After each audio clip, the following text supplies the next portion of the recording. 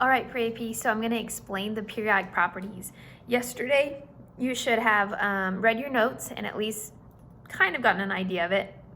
Today, you're watching this video to help you understand because I won't be able to explain to you everything with testing going on in the auditorium, all that. And I may or may not be testing today because I'm making this ahead of time, obviously. So that being said, periodic properties. So the periodic table is arranged in such a way that elements in the same family, so if they're up and down, they have the same family, group, or column, they all have the same properties. And so the periodic table is arranged that way. And then also we have different trends that appear on the periodic table. And so their properties are important, which we've started talking about those a little bit about the families, but then also these trends are important because they're arranged in such a way that as we go across or as we go down, some different things are happening. And before we talk about what's happening, we need to talk about why it's happening. So there's reasons for why it's happening. So we need to think about our atom on a molecular level. So like zoom on in and say, hey, what's happening to these elements?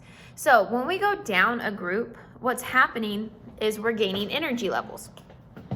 So if I think about this, I have my periodic table right here, and it's a bad drawing, and you don't have to comment on that. But we have 1, 2, 3, 4, 5, 6, and 7.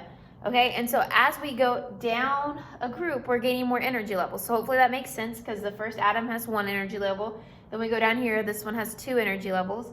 Then we have 3, 4, 5, 6, 7. So as we go down, we're continually gaining more energy levels. Okay, so that's one of the things that's happening at that molecular level, which is going to help us explain why these trends are the way they are. The next thing that's happening is something called shielding. And so your notes say shielding of outer electrons from nucleus by inner electrons in larger atoms. And so whenever we gain those energy levels, if you think about it the way you did it in middle school, how you drew your atoms, so like hydrogen would just have 1 energy level and have 1 electron on there, right? And then if I went to lithium would have 2 energy levels and it would have an electron there. And so as we gain energy levels, we also are increasing our electrons and all this stuff. So think about it this way. Shielding is whenever they're blocking each other from the nucleus because electrons don't like each other, right? The only reason why they go hang out with these atoms is because of the protons in the middle. They are attracted to the protons because protons are positive, electrons are negative, they're attracted to each other. And so electrons want to be as close to the protons as possible. And so we have something called shielding that happens. And so the way I'm going to explain it with atoms and then I'll explain it with my example. So as I get farther away from the atom, so like these electrons out here are being shielded from the inside electrons. They're blocking the protons. They're blocking that attractive force because it's an attractive force that's pulling them in, right?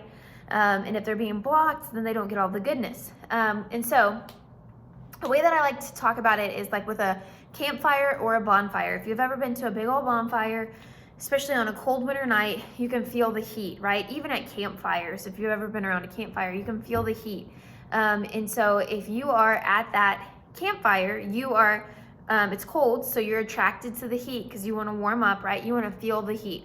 And so if you are standing farther back, the more farther back you are, the more people that are in front of you, then the less heat you can feel because they're shielding it from you. They're blocking it from you. And that's the same thing that happens in an atom. The outside electrons are being shielded. They're being blocked by the inside electrons from that nucleus. Another example is if you're at a concert. So a concert's not like a big nice circle like a campfire is, but at a concert, you want to be up in the action. You want your favorite singer or band or whatever to see you, hear you, hit your hand, you know, all that stuff.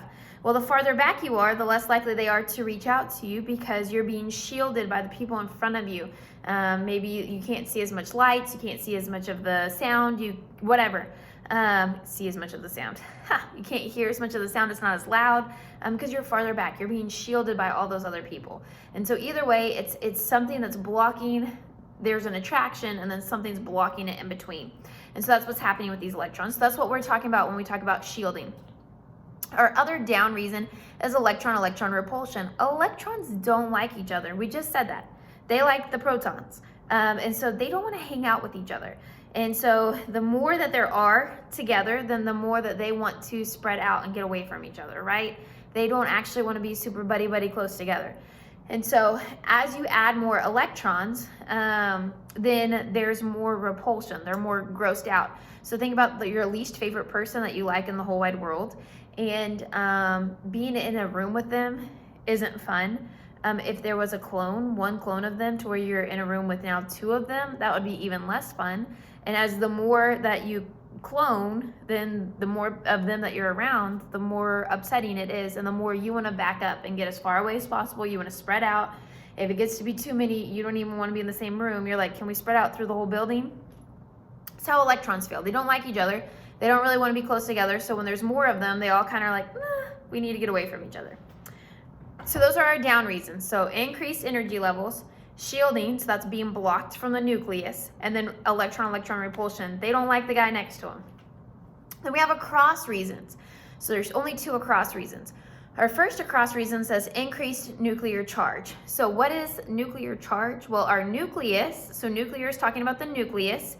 There's only 2 things inside of our nucleus, protons and neutrons. Only one of them has a charge, protons. So when it says increased nuclear charge, it's talking about increasing the number of protons, because that charge is what electrons like, right? And that's why they're there. And so as I go across, I'm increasing my nuclear charge. So if you look at the first row, we have hydrogen, which only has 1 proton, and helium has 2. Do you see how it increased as we go across?